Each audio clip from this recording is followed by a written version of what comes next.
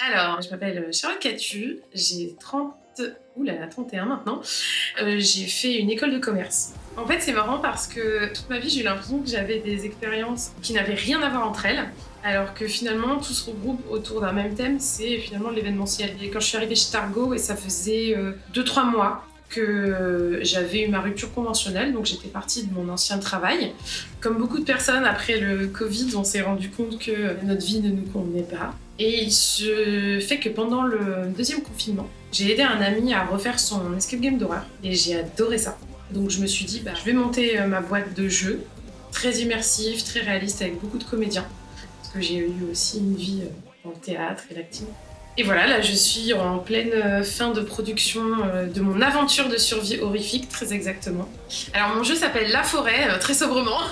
Ça va se jouer dans le parc No Limit Aventure qui se trouve sur la commune de Chevry-Cossigny, dans le 77 à la limite du 94. Et donc mon entreprise s'appelle Black Gargoyle. Je vais juste la mettre là. Et donc voilà, je me suis dit, il faut que je crée mon entreprise, mais comment faire?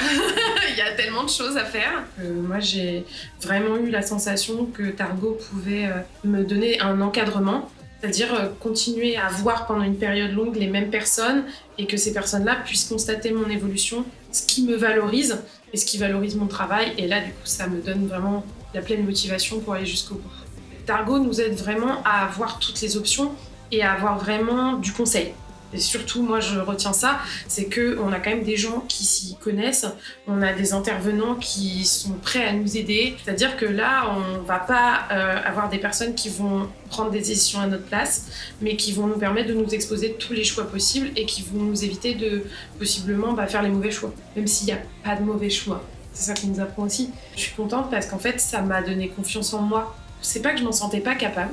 J'aurais pas essayé de monter une entreprise si je m'en sentais pas capable, mais je me sentais pas légitime. En fait, je pense que c'est ça que Targo nous offre. On se rend compte déjà qu'on n'est pas seul et qu'en plus de ça, c'est pas parce qu'on ne sait pas comment faire qu'on n'est pas légitime pour être créateur d'entreprise.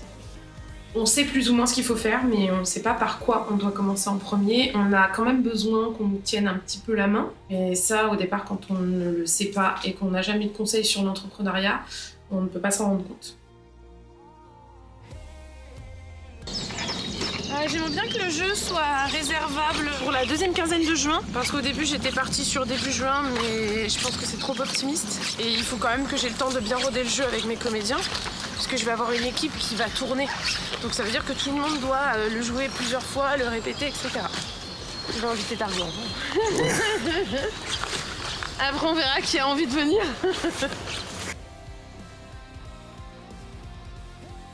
Une trajectoire, en fait, elle va d'un point A à un point B. Au départ, on a une décision, on la prend, on commence à aller vers quelque chose, et puis on sait pas quand ça s'arrête, donc j'espère jamais. Surtout pour l'entreprise, mais j'espère qu'on va vers quelque chose de bien.